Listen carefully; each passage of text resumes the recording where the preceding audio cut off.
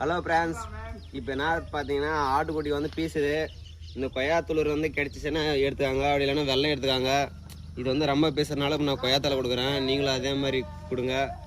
பாருங்க, 2 வேலைக்கு விடுறீங்க போதும்.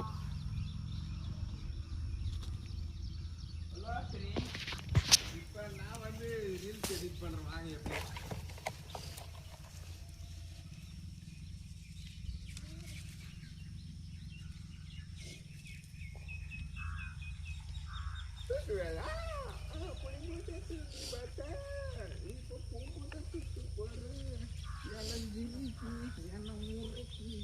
karena kayak raka